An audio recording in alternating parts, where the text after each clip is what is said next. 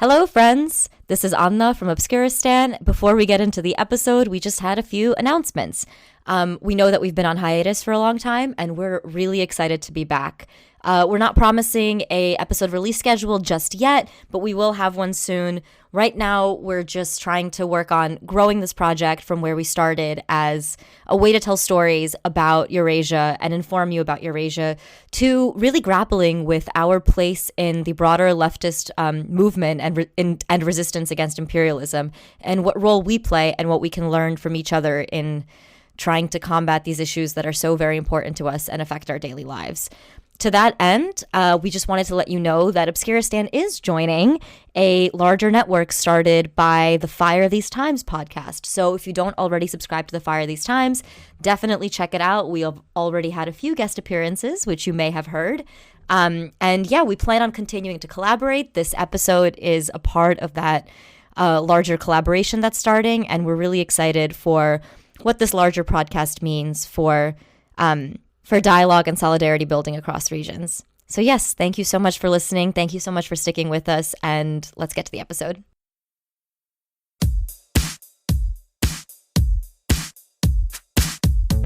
Hey everyone, you're listening to Obscuristan, the podcast where we talk about how fucking weird Eurasia is. And more importantly, how it got that way. We're your hosts. I'm Anna. I'm Karena. And without further ado, let's go to Obscuristan.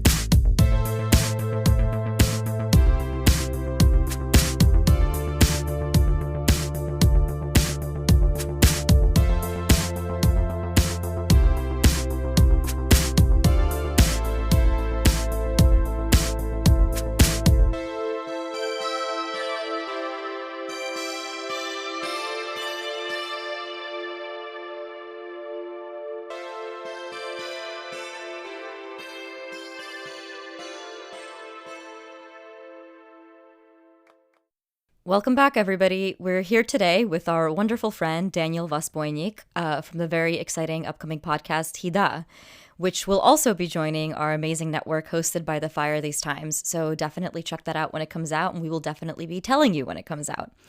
Daniel, I would love it if you could introduce yourself and your background, and then Karina will tell us all what we're here to talk about. Hi everyone, I'm Daniel. Firstly, my apologies for my voice. I lost it over the last days, so you might hear me a little bit like an old rock and roll singer. But my name is Daniel. I'm a journalist, writer, campaigner, and I come from a Jewish family from the post-Soviet space.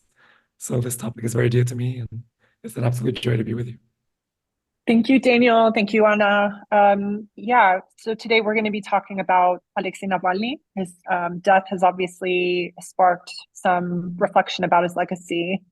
And that's something that the three of us who have family ties to Russia and have had different kind of life experiences, either living in Russia or working in Russia, that we wanted to kind of draw from in terms of that experience to flesh out Navalny's legacy from this peripheral kind of experience that we have. So Daniel coming from a Jewish background and Anna and I coming from the Armenian background. And and really it's an interesting topic. Navalny was, on the one hand, this brave dissident who stood up against perhaps the most powerful autocrat out there today, Putin. And on the other, there are these very kind of problematic vestiges of Navalny's nationalist roots, his expressions of racism, his lack of criticism of Russian imperialism over the years that kind of complicate that legacy. So that's what we're discussing today. And we're super excited to have Daniel on. This is the first time Anna and I have a guest. So we're really kind of honored and privileged to have that. And as Anna mentioned, having joined this larger platform with other folks of different backgrounds like Daniel, we will be having similar conversations, kind of having insights from some of the people in this network to help us explore some of these bizarre, often bizarre and fun and grim and dark events and developments of this part of the world. I want to begin by acknowledging that, while our discussion today pertains to Navalny, we also want to acknowledge the violence that the Russian state is inflicting on Ukrainians in its now 2 years war of aggression. So as we consider Navalny's legacy and the difficulties faced by those challenging Putin and Russia, and within Russia, we also recognize the Ukrainian people suffering under this kind of nationalist, imperialist, chauvinist invasion.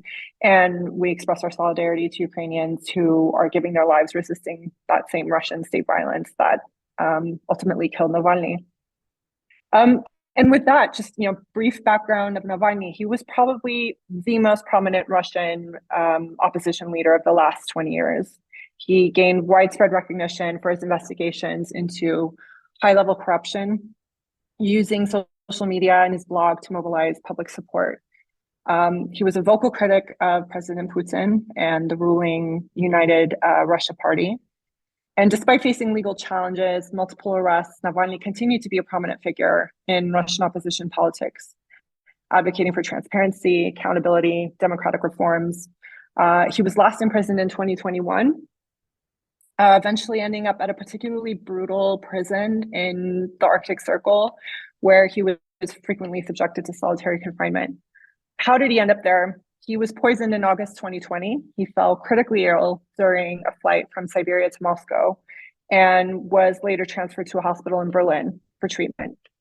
And the German government, where he received medical care, announced that he was poisoned with a Novichok nerve agent, which is a type of chemical weapon developed in the Soviet Union.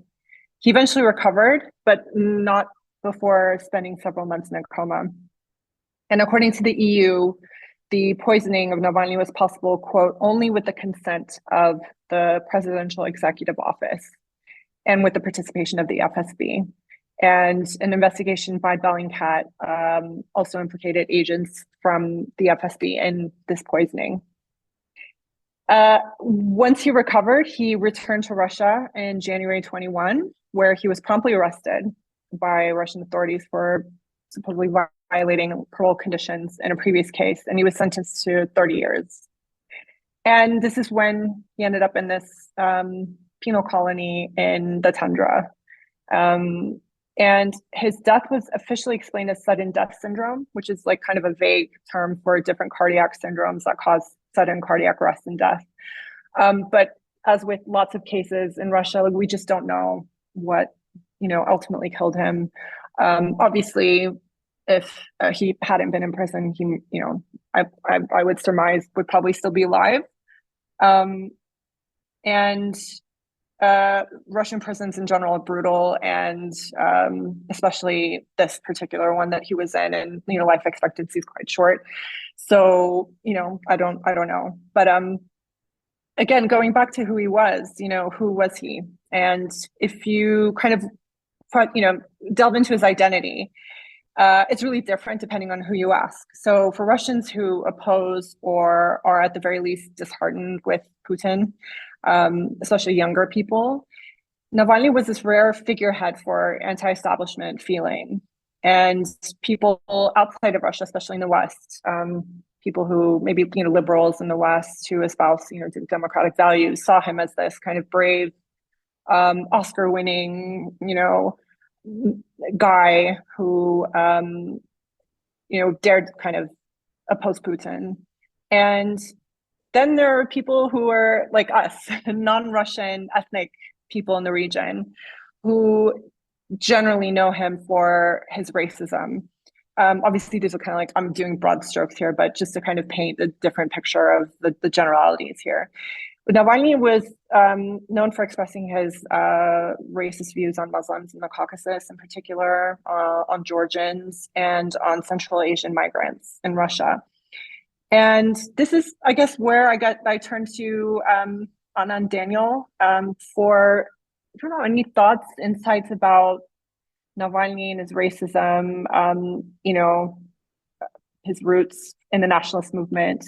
Yeah, I wanted to ask Daniel specifically, because me and Karina have been talking about Navalny and planning to do an episode about him for like several years now at this point. It's true. So I'm wondering, Daniel, like, even before his death, even before, we decided to record about him, what was your kind of impression, or what were your like general thoughts about Navalny? Thanks so much. I think I start with a tiny bit of hesitation in the sense that as we speak, right, we're recording this on the 29th of February. The latest news from Moscow is that not a single mortuary or not a single funeral home is currently willing to transport the hearse of Navalny's body under pressure from the government. So just the context the conversation is happening, it makes, I think, a lot of reflections quite difficult. But I think as many, especially non-ethnic Russians, Navalny always was this figure of with a question mark around him, because he emerged, well, definitely from his youth, had affinity with the Russian nationalist movement.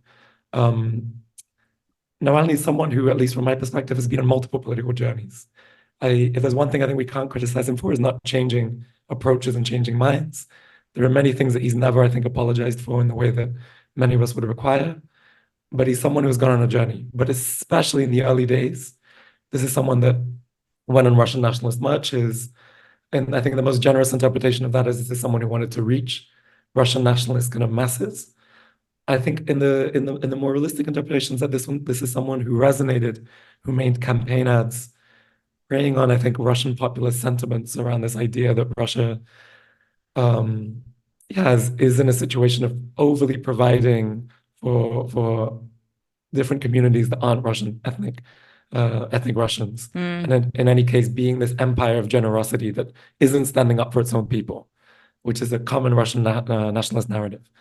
But in any case, I think he represents, I think, the problem with Russian liberalism, which I think refuses to look too askance or too deeply at what are the systematic problems with the Russian Empire as a whole.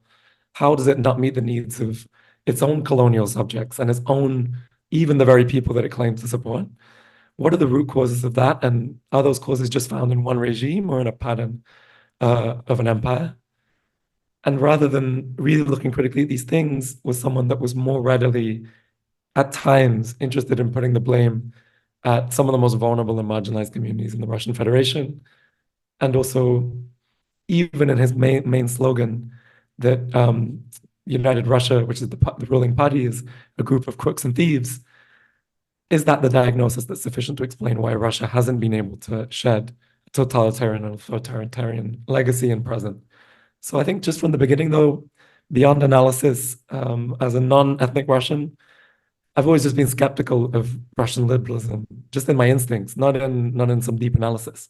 And I think for folks maybe listening outside, I think we can maybe talk together. I think you two might be able to tell this better. Why is making this distinction between ethnic Russians and Russians as a whole so important? And how could we maybe frame that for a wider audience? I can just speak to exactly what you just said, Daniel, with a personal anecdote. Well, like a series of happenings when I was long time ago interning in Moscow as part of like my Russian language training thing. I interned in Moscow. I grew up in America and I went there as an American citizen, as like a college student. That's where I grew up, and I was American, and I went in. I was like, yeah, I'm learning Russian. I'm American, and they're like kind of just looking at me, trying to figure out my face. And, they would kind of probe further. And then when I would say I was Armenian, they're like, oh, okay. And it was suddenly the relationship would change. And on the one hand, it was like warmer and closer. But on the other hand, the other side of the coin was that I kind of like felt this little sister, kind of like the hierarchy was suddenly evident. Whereas before, as an American, I was kind of equal. I was just like misunderstood or like weird. As soon as I was Armenian, all of my Americanness just kind of melted away.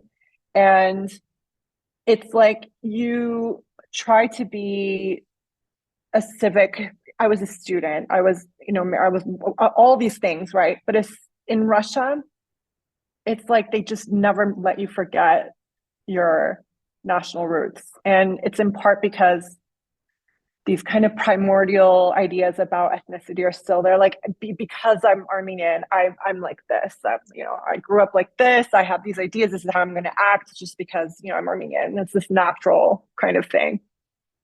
I think, yeah, I mean, I want to like be clear about what we're talking about when we talk about Navalny's history of racism. Like he called Georgians rodents.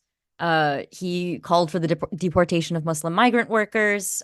He spoke at Russian marches, which are like groups that bring together far right nationalists, ultra nationalists, white supremacists, even neo Nazis.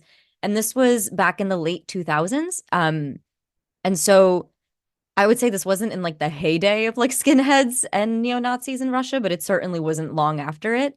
And so the history is pretty severe. But I wanted to like, I don't know, I wanted to address some of the narratives that have arisen about him because I see these like two very opposing narratives. One is that one that's like certainly being presented in like the European Parliament and the American news, like everywhere, like you see, it's like this was a hero to Russian people, someone who stood, in principled opposition against Putin, um, and who was murdered in cold blood.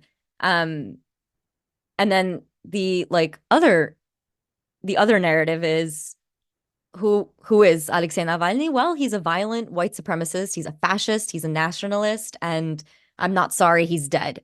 Um, and this I see primarily from like a lot of the left. And then anyway, and this isn't even to say that this is like a majority opinion held on the left, because God knows how you would even poll that.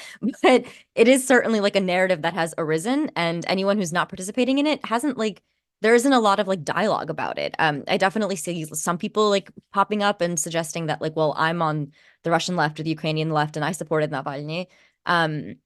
But it's not like there really isn't like, I don't know, I don't think as strong a narrative has arisen that I don't even want to say is in between these two, because I actually think that like it's not about like finding a middle ground at all. It's just about like reconciling two very real realities about this person.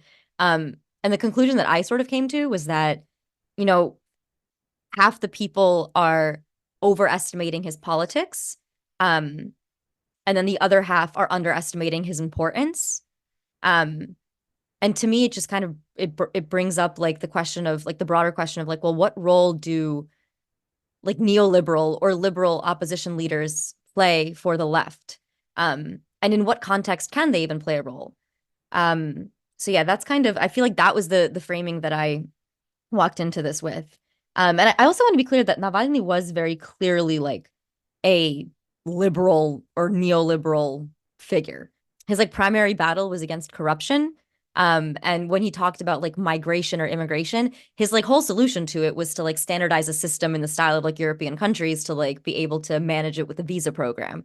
Um, which, when you're familiar with migration and immigration, you're like, well, that didn't help a ton. Like it just created a standardized program to institutionalize abuse in a lot of instances. But is it in some ways better than the Russian system, which currently is like also just extremely exploitative of Central Asian workers and leaves them without any rights? And not just Central Asian workers, Armenian workers, Georgian workers, like there are a lot of migrant workers into Russia, and they're all sort of left without any status and without any rights, to the point where like we've talked about this before, but they're exploited in pretty severe ways.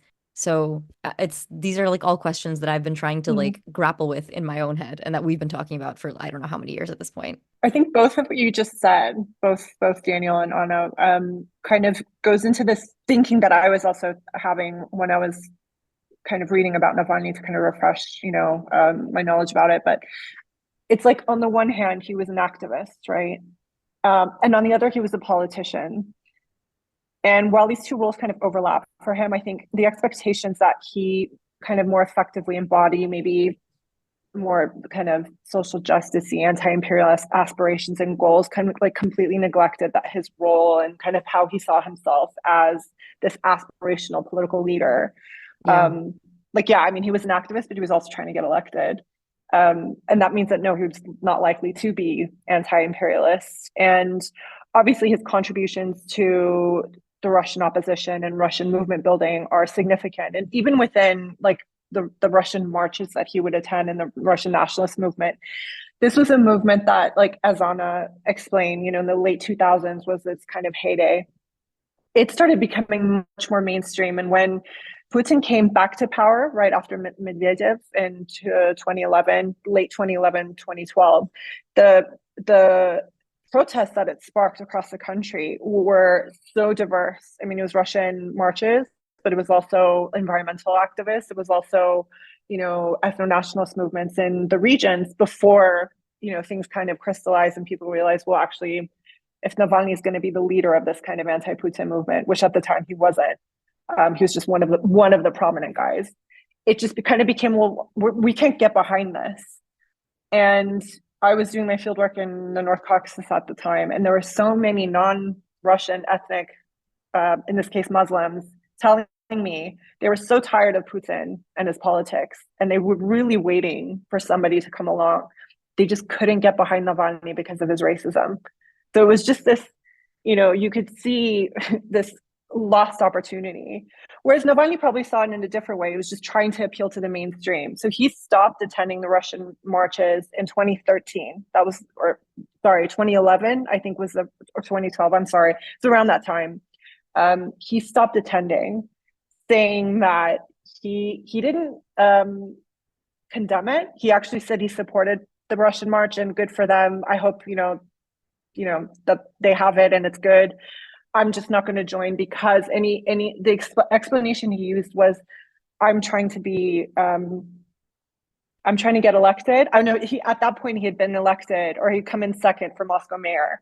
And he was saying that because of that sort of success, that electoral success, he felt like he needed to still kind of appeal to the broadest possible segment of Russian society, and that he had this responsibility since that sort of success to eschew that kind of explicit kind of association with the nationalist movement. Thanks so much. I think both of you raised to me, I think, the crucial, one crucial kind of skill, I think, especially in navigating Eurasia or any complex context, is can we have the capacity to hold multiple things at once? Can we both understand that confronting the intense authoritarianism of Putinism takes an enormous amount of courage and skill, and Navalny is one of the most talented populist communicators I've ever seen. I think it's hard to understand for non-Russian speakers, but someone with a level of charisma and an ability to pierce through the media, the amount of media and the landscape of media conversation in Russia is so different to other media landscapes. It takes a lot of skill to pierce through the nonsense. And I think this is someone who had a remarkable ability and had a level of courage that many, many other people did not. And at the same time represented a politics that was, as you were saying, Karen, highly exclusionary and highly racist. And what I find most interesting in the conversation on Navalny after his assassination, we can call it, is that some of the people I think that are most excluded from the conversation, mainly leaders from minorities within the Russian Federations, from indigenous communities, actually said, we salute this person as someone who struggled against the regime. But if our condemnation is one of naivete, we know that this is an empire. We know that you're facing an empire. Join with us. If you would have joined with us more. And if anything, the naivete is the same naivete that indigenous movements have criticized in the Belarusian protests, for example, that liberal politics can't dismantle an empire. So I've seen some of the most nuanced, interesting, and complex perspectives on Navalny actually come from the communities that he most alienated. Then they very much saw his bravery, and they saw in his bravery the bravery of their own struggle, their own people. And yet saw also that the model of communications, of expression that Navalny used also wasn't enough. And I think that if anything, I honor his bravery, and I think that we can talk more about what that bravery means. It was also quite a macho, patriarchal bravery, but the naivete was real as well. Maybe in the assumption that through anti-corruption communication, that through certain kinds of bravery alone, that would be enough to push people into taking the kind of liberal civil disobedience that would push this regime over the edge. And that hasn't really proven. Who knows what time will say, but I'm curious in how we can cultivate what you have cultivated in this podcast, which is how do we hold multiple truths at once and also not just jump into this anti-imperialism of idiots spiel, which I've seen many, the Kremlin RT-funded outlets say that a Russian racist politician has died, which to me is such a disservice to also so many activists who from different minorities who joined the Navalny movements, I think from a perspective of thinking it was the best thing in town. And I don't want to simply put them all into one category, if that makes sense. I think people don't always conceptualize the way in which activism can manifest under a regime as oppressive and I guess like violent against its own people as the Putin regime. And that's not even to say that like there isn't like oppression or like I've seen very clearly, for example, the like ways in which the US government is oppressive towards like people speaking out against it in the last several months, especially after, the genocide in Palestine started. But that being said, like coming out and like in protest in Russia, it won't just get you beaten by cops, it could get you killed. And this is something that's been shown like very clearly for a long time. And so it's a different paradigm. And so for people to choose to go and protest, the level of risk is inherently very high. And so you have to like if you're an activist in this space, you really like every action you take, you're putting life and limb on the line. The calculations that you make are going to be different. You might say like, I actually might fucking hate this guy, but he's gathering a movement and like there's inertia. And for that, like my risk is worth it. And I've never had to make a calculation like that. So and I see with my own eyes, like a lot, like Daniel, as you were saying, like a lot of like minority groups in Russia and a lot of people like of minorities in Russia who supported Navalny enormously. I see it in my own community too. Like Navalny news is on all of the time among like Armenians and like a lot of like, former Soviet people that I like interact with. Like that's something they consume a lot. It's where they get their information about, the war on Ukraine. And so it's really like I guess the network that he built is incredibly powerful. And honestly, maybe even one day we should do an episode about like the broader sprawling network of like activists and commentators and like even like local political leaders or like smaller political leaders that Navalny TV or like his broad network created. But I still find myself really struggling with it because I don't know, like I'm also coming from the perspective of and maybe this is like touching fire, but I'm coming from the perspective of the 2018 revolution in Armenia, which bore out a lot of destruction in some ways. But I remember speaking to friends and I remember speaking to like leftists in Armenia who understood that this was not like a left-wing movement. But it was like one of their first opportunities to be heard en masse about the repression they were facing in their country. But I also see now the like results of that revolution, which include like an expanded police state, for example. And so to me, like it really is an open question of like, what role do neoliberal or liberal opposition, like genuine opposition leaders have for leftist movements? Because I think the thing that I think like everyone has to acknowledge is that this was a genuine opposition movement. This wasn't one that was folded into like a state apparatus. It was not convenient for Putin or his government. It wasn't convenient for Russian Empire either. Should Navalny's movement have been able to like gain power, it would cause genuine disruption to the Russian regime. I think that is like very obviously clear. But that being said, like in causing genuine disruption to the Russian regime, I ask what would have been disrupted and what is the movement that he has now left behind? Because I was listening to his Yulia Navalny's speech in the European Parliament, I think it was. And Karina and I actually sent her speech after like her husband was murdered. And that first speech that she gave, I mean, like both Karina and I were blown away. Like it was incredibly emotional, incredibly strong. And it's like impossible not to empathize and sympathize with this woman and also like see her strength. But at the same time, I was listening to the speech that she gave in the European Parliament, and she said something very interesting, which was that my husband understood that Putin is like she effectively called him a gangster. Like he has a criminal gang. And to me, hearing the language of like criminality used and not the language of politics, because she was saying this is not a politician, this is a criminal. And that I think is accurate to how Navalny saw Putin. And I know for a fact that so many people agree with that. I know how many people do, but to me that indicates this idea that like we are all in the law. This is an outlaw. And so like it feels like the anger is at the deinstitutionalization, is at the like haphazard way in which the Russian state kills. It's at the lack of institutions versus the violence and the murder itself. And I do think that like a lack of institutionalization does increase violence often. Like I really do think that's true. But it's very disorienting, I have to say. And the other thing that she said was that we need your support from the European Parliament. And she said, and the way that you deal with the criminal gang is you root out its co-conspirators in your countries. And then I immediately thought to, who was it? Was it Nancy Pelosi who called Palestinian protesters like Russian agents? Because on the one hand, you've got Russian activists like screaming that this was their one shot. They believe in this man and this movement because they are tired of this like fundamentally imperialist state. But on the other hand, you also have like the like Western imperialism, which is ready to sort of fold this movement into its own goals. And I honestly like figuring out how to be in opposition to that is fucking insane. I really resent people who treat it like it's simple because I'm finding it genuinely difficult. I think actually what you just said is so super interesting, Anna, about like what you described. I just realized as you were speaking, a lot of the tactics that Navalny used was just emblematic of the Russian opposition, liberal elite opposition. And I found that a lot of movements, even in the regions, kind of took that and borrowed it because that was the conceptual framework that everyone was operating under.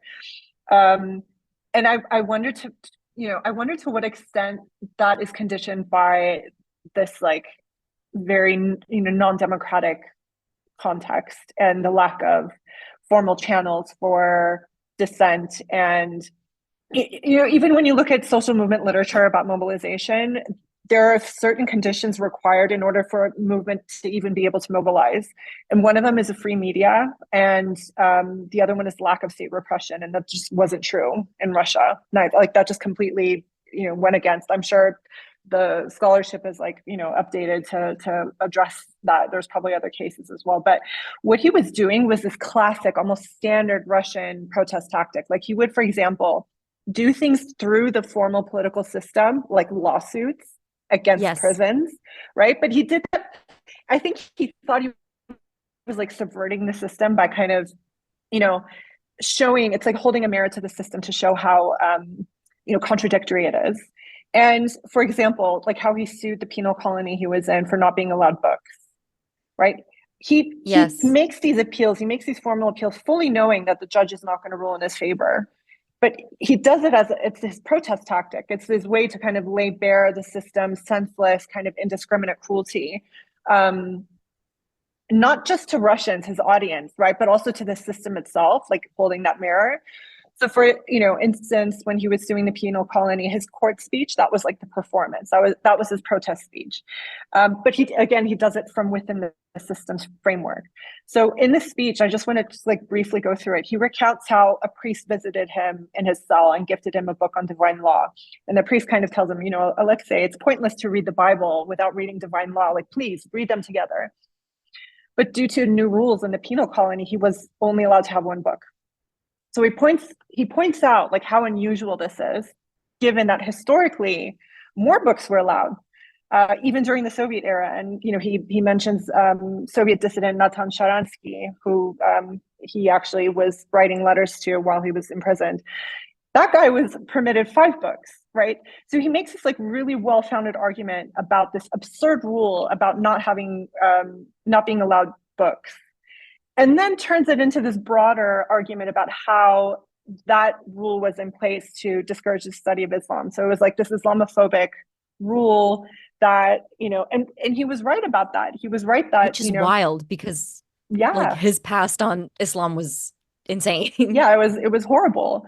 And, without going into it, and maybe for some audience members who aren't, aware, but, Russia waged a racist imperialist, quote unquote, war against terror of its own for over a decade, starting in the 1990s in the North Caucasus and against Chechnya in particular. And he makes this argument saying that because of this rule, that outcome actually affected Christians like him, and it was, infringing on his right to practice his religion in prison. So it's just this, I think it's uncommon probably to witness such revelations wherein like the fundamental contradictions in logic of this like cruel, stark state system and the utter senselessness of it, of the penitentiary system in particular, they're laid bare by this, by arguably like the second most powerful person in the country, politician. Yeah, I wonder if the Navalny who came out of incarceration would have been this, like, I mean, obviously not, but the like politically would have been the same as the one who entered incarceration. But you were saying about the tactics. I want to like I read a book which like documents in an interview or like a conversation between Navalny and a Polish dissident named Michnik. And it talks about like some of his tactics, and it also talks about like the framework that they fall into. So, for example, I'm so glad you brought this up. So, in 2007, he began to buy small numbers of shares in large state companies and to turn up at their annual meetings and ask embarrassing questions. Um, in a widely read blog, he exposed corrupt activities of the regime's insiders and heaped ridicule on Kremlin's explanations. Um, Navalny's anti-corruption foundation soon became a kind of incubator for online civic activism projects. One site, Rasiama, enables Russians to quickly and painlessly demand road repairs. Um, and like all the user has to do is like print out and mail the forms. Um, and so his goal, as he said, was to make it easy for everyone to spend 15 minutes a day struggling against the regime, which like is interesting because like there's something very almost like perfectly American about that. Like he like he was modeling after like Amnesty International. Like there is something that like fits into like, oh, it's literally like an active shareholder. Like there's a lot about like capital in there. Um but at the same time, like this fell into form of dissidence that like rose in Czechoslovakia, and it was the philosophy of the playwright Václav Havel, who wrote in The Power of the Powerless, the main idea behind living within the truth, quote unquote, in Havel's phrase, and quote, living in dignity, unquote, in Galakovsky's, was to behave as if one were in a free country. The goal was to create a free public sphere to substitute for the one controlled by the authorities. Instead of complaining about censorship, citizens should publish their own books and newspapers. Rather than accept historical distortions, they should write and teach their own history. And unlike the conspiratorial movements of the past, they should do all this openly and where possible, invite their police handlers to the conversation. So it's like it's this like it's very Soviet, I think. Like it makes sense in the context of like what the Soviet Union looked like, how to like struggle against like the kind of repression faced there. I wonder if that legacy of like struggling against Soviet repression, um, I wonder if it's actually like hindered the ability of Russians and other former Soviet states to like people living in former Soviet states to organize opposition, because I think you're used to opposing like a really specific kind of regime. Um, and I don't know, like to me, like states now just look very different. Um, I wonder if the same use exists. I don't know. At least in terms of tactics, I think the Russian from 2012 there was a lot of innovation in tactics, and there was a lot of this kind of performative stuff like fake funerals, etc. Like I mean, maybe not in content, just in terms of style, but I think one of the main things that changed it was the use of the internet. So in 2011, 2012, during this kind of burgeoning of mass anti-Putin protest activity across Russia, I think in large part it was also due to the fact that these activists and movements had figured out how to use the internet to gain support, to actually reach broader audiences, kind of say, hey, this thing is happening, join us on Saturday at 3 p.m. in the main square, and people would show up.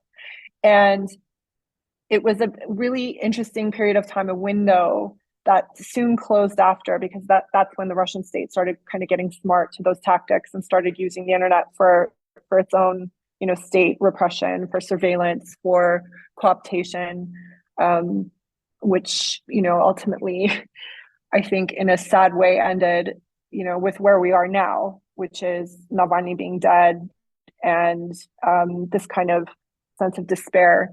I think I had this interesting conversation with someone else. We were talking about the difference between when, Navalny was killed versus when Boris Nemtsov, who was probably maybe number 2 in terms of prominence, who he was killed a few years ago, quite provocatively right outside the Kremlin. And not outside, was it outside it was outside the Kremlin walls. back then it almost seemed like a trigger for potentially something bigger. Like this could trigger something big, that there's going to be a change here and it could be good. It ended up not being good. Whereas Navalny, his death is kind of a nail in the coffin. There's no window here that I see. And that's my kind of non-optimistic take on things. But I think I wanted to ask Daniel, because you had mentioned earlier, you said something about this sort of political maturation that people talk about when they talk about Navalny's journey, I guess, as a political figure. And you said you were quite skeptical of that. The speech that he gave in prison, or sorry, in the court about the prison, about the books and the Quran, and kind of almost seemingly defending Muslims. As Anna said, would he say that if he was not in prison? That's kind of a question. And I guess I'm wondering, like, what's your take on this kind of positive look on him, on his like self-reflection, his looking at his tactics and apologizing for some of his racist statements in the past, but maybe not all of them, or like how do you see that? I think it's a really good question. And I think, look, I can only speak from where I stand, and not being in Russia right now is a stance of privilege. I am interested in politics because I believe in transformation, and I believe that all people have the capacity to transform. I don't think anyone's born a Russian imperialist nationalist.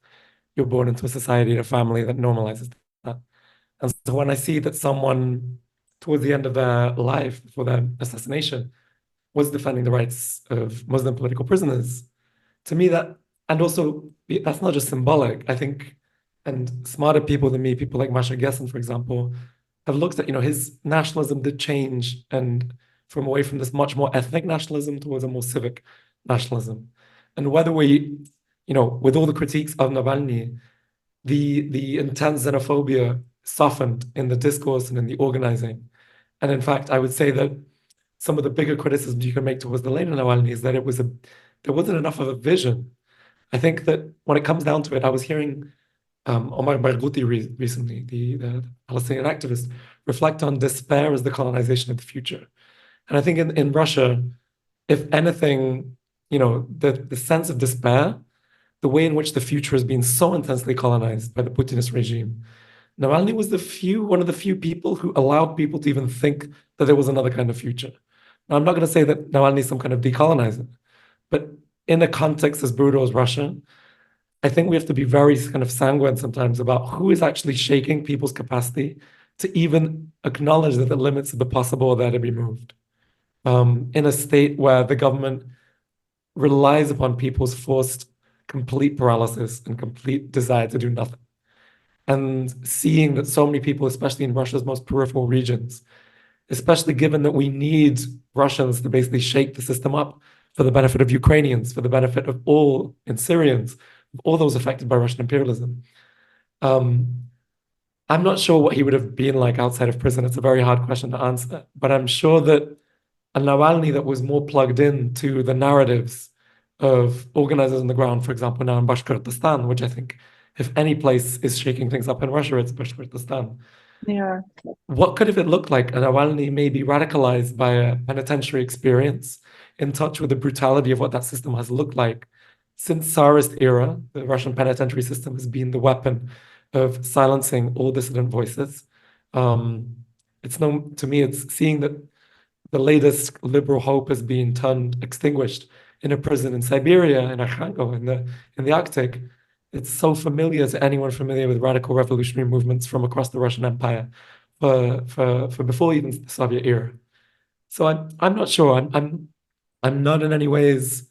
I want us to always be in touch with hope, because despair once again is the colonization of hope. And I think there is a parallel universe in which mistakes are learned and the liberal Russian movement becomes more playful in its repertoire of tactics. So I don't want to just tap into a narrative where it was all hopeless from the start. And I want us to imagine, in honoring the best parts of the memory of Navalny and Navalnyism, what could it have looked like? And is there anything about that question of what could it have looked like that can help us in the now, in a time when the Russian Empire marches on, when the situation in Ukraine looks horrifically grim, the situation in Armenia also looks horrifically grim. What is it that we can learn at this moment? Is there anything that's worth keeping from Navalnyism that we want to keep the fire alive of, but with deep, deep lessons from other territories that are frequently not listened to and actively ignored from the Russian intelligentsia and the Russian liberal circuits? That's the question I'm curious for both of you. Daniel, that's brilliant. Sorry, I was just like struck for a second by how. Yeah, same. I'm just humbled into silence right now. Just to kind of, chewing on what you've just said and the question you've just posed. From the same book that documented this conversation I was mentioning, there's actually a section where Navalny talks about nationalism and imperialism.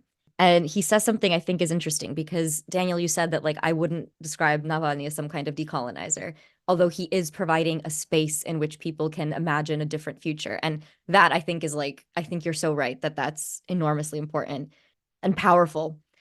But he said, so interestingly, while I don't think you would describe him as a decolonizer, I certainly wouldn't.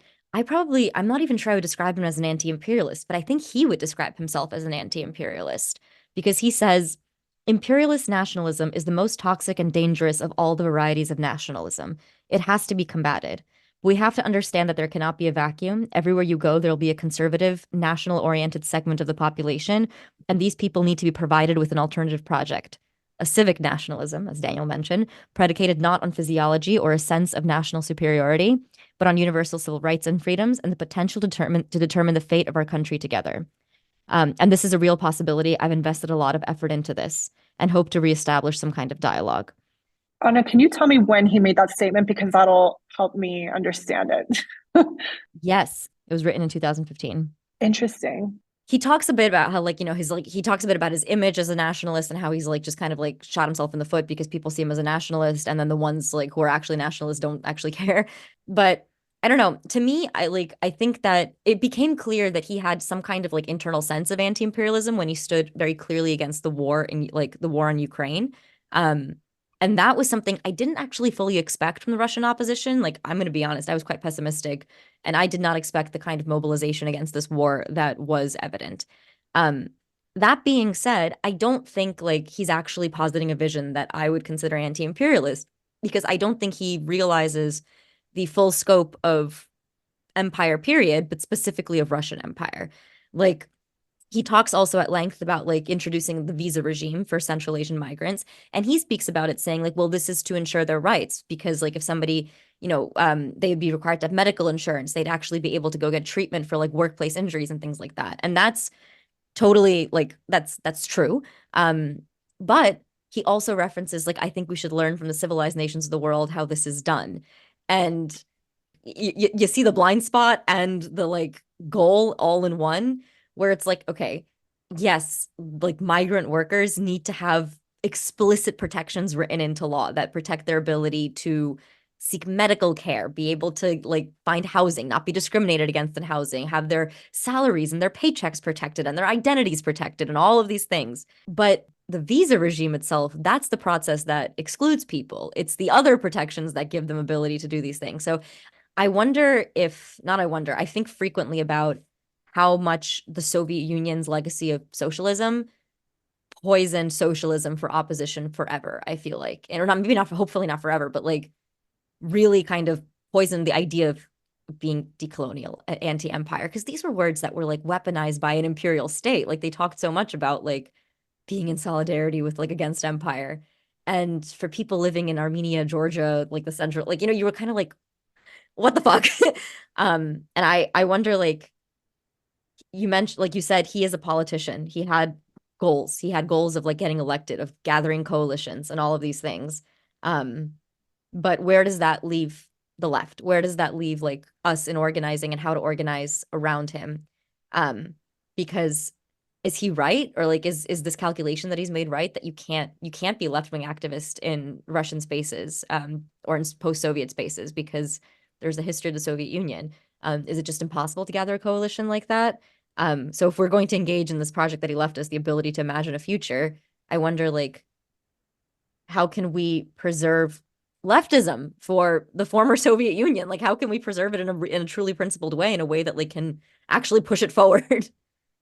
I think especially since the war in Ukraine, decolonial discourse has really taken off in this space, and particularly in Central Asia. And Anna and I have had a podcast episode about that.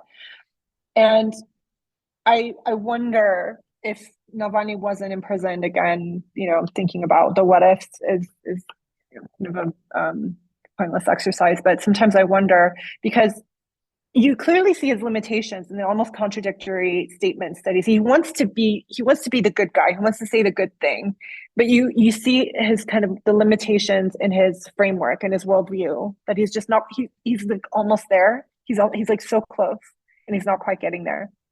And in other cases I found that even in like statements that are made close together, or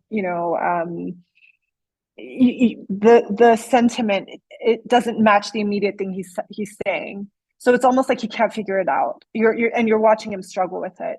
So just as an example, in 2014, he gave an interview about, this is just after the annexation of Crimea, and he was asked to whom that region belonged. And he responded, and this is quote, "Crimea belongs to the people who live in Crimea. The peninsula was seized in blatant violation of all international norms, but it is now part of Russia and will remain so. It will never become part of Ukraine again soon. Is Crimea a sandwich with sausage to be passed back and forth?" So it's just the avoiding, just trying to placate and please as many people as possible, while at the same time not saying the thing. He also frequently deployed that notion of Ruski Mir, the Russian world, which is like this key component of Putin's foreign policy. And he wasn't critical of it at all. And again, for our listeners, Russian world concept represents this broad kind of area of Russian political, military, economic, cultural influence, mainly within the former Russian Empire and the Soviet Union territories. And it's based on the Russian Orthodox faith, Slavic roots, Russian language as this unifying factor.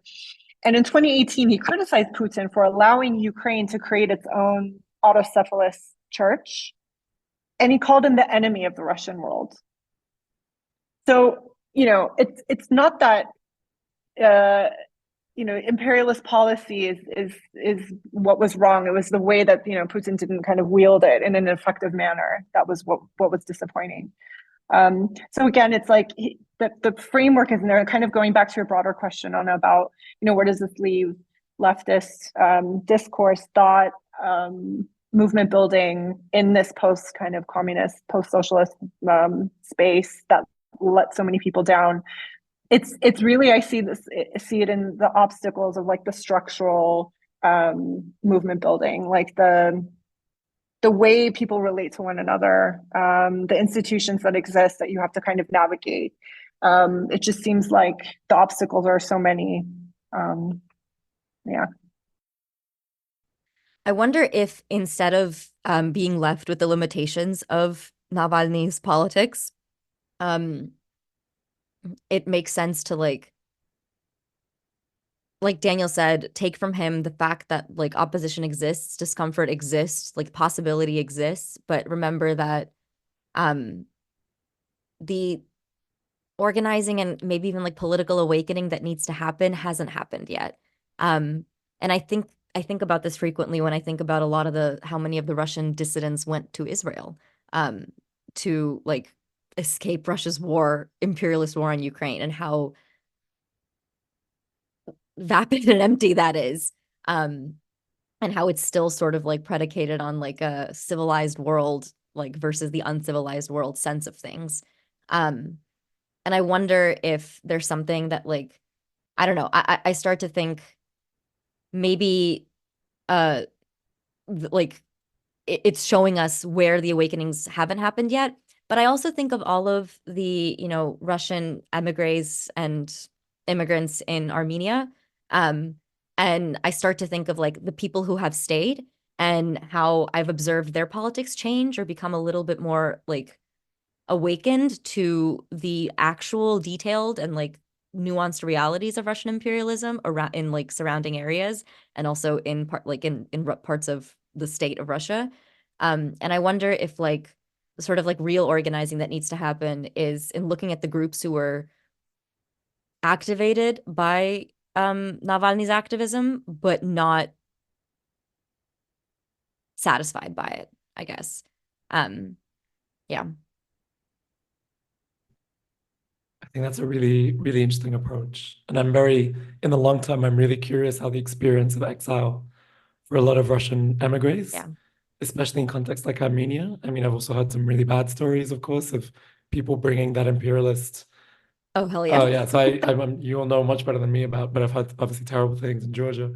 But I'm also hopeful in the sense that, like, first of all, we're commanded to be hopeful. And if one source to me of immense despair and hope at the same time is just reading testimonies of some of my political heroes resisting the Russian Empire 130 years ago, feeling like I'm reading the same thing right now. So much hasn't changed, but also so much is possible, and things collapse at all sorts of moments and for ways that we can never predict. When I think of Navalny, what I stay with is, this person had an incredible gift for being a populist, which is a loaded word, but when I look at how they communicated, for example, I mean, the brazenness. Navalny is a shareholder activist, basically bought some shares, looked into the accounting reports of companies like Transneft and Rosneft, and drove a truck through them because they were so sloppy. And He cut off his own ankle monitor and then just like went walking went around looking. like Russia. Literally took a photo of it and then just went walking around Russia until his police handlers were just like gave up. Yeah, like the chutzpah in the best sense. The FBK people just bought some drones and flew the drones over the houses. I think also the level of corruption that we're working with in the Russian Empire is not like some low-key kind of like, oh, someone put some money under the table. We're talking about people buying the most obscene, ridiculous levels of luxury when when an entire public health system is collapsing, when people are spending money invading Ukraine and completely ignoring the needs of the population. I think the mistake is then sometimes joining the dots. And also, I think the big mistake, I think, of Russian liberals is this kind of, I think, what you're hinting at, this turn to civilized Europe. And I think it's also a mistake I'm hearing in the Ukrainian left as well. The model is Europe or Israel. This idea that there's this kind of civilization and we're living in barbarism. And in fact, I think the hope, if anywhere, lies in the diasporas, in the regions, in the minorities that know what it's like to resist empire for centuries. It's not just the Russian Federation, it's not just the Soviet regime. It's a story, a legacy, especially from indigenous communities, from diasporas, from survivors of genocide from the Russian Empire. What does it mean to endure this for centuries? And there's practices there that the Russian opposition have rarely tapped into because of this Eurocentrism, I think. And I think if we're able to take the best of Navalny's populist communication tactics and braid it together with some of the really fascinating conversations on decolonizing the Russian Empire that are taking place in Armenia and Georgia and Kazakhstan and so many places, what does that do for us? Could something be there? I don't want to be naive because I think that's repeating the mistake of Navalnyism, but could we look in other ways? And I think you two already in Obscuristan have looked in other ways, and I'm curious if we can keep on doing that. That was, yeah, great. I mean, I think many of us non-Russian people who are from or have ties to Russia and the region have this skepticism, right, towards Russian liberals. And I think in a broader sense, liberals of former empires often struggle to kind of shed those chauvinistic attitudes, whether they're ethnic or religious or et cetera, towards those neighboring countries. And this is the case in the Middle East, right, where liberals in many countries, abandon their self-professed values to justify ethnic cleansing and dehumanization of, often Arab Muslim peoples, like in Palestine. And, this raises important questions. And I think embracing liberalism having that liberalism out there, having those elites out there, doesn't give us any reassurance. To us, to the peripheral nations, to the minorities, similar groups, because it inherently lacks these humanizing characteristics. It fails to offer solidarity. It overlooks our lived experiences. And it falls short as this kind of corrective measure that, against the mass kind of violence that we see being perpetrated by their states, whether it's Russia or Israel or Azerbaijan or whatever it is. And so the need for alternatives becomes evident. So I almost feel like, and especially with the war in Ukraine, that this kind of door has been opened to start talking about this stuff. And one of the interesting things that I find is, like, especially in Central Asia, because Russian it has been so dominant, the Russian language, which is not the case in Armenia, for example. How much of this stuff is being done in non-Russian languages? So it's funny because Russian being the unifying language as a kind of as a result of these imperial policies was a way for us to talk to one another, but for some reason it wasn't happening like horizontally. It was always kind of through the Russian lens. And I hope that might be something that we change, that whether that's through discovering or like learning or centering our national languages more, or speaking, in other languages. I know there's this critique of using English as an alternative, because that's also kind of, could be potentially problematic and colonizing in and of itself. But I think in this context, practically speaking, English isn't the language, that world isn't what's kind of has colonized us in the past and has caused violence, but or subjected people to violence. But it's just that I think about these things and think about how we can foster these conversations across these divides in more ways, different ways. I'm so ambivalent about the speaking of Russian or like the not speaking of Russian. My guiding principle is how can I be most annoying in the correct situation?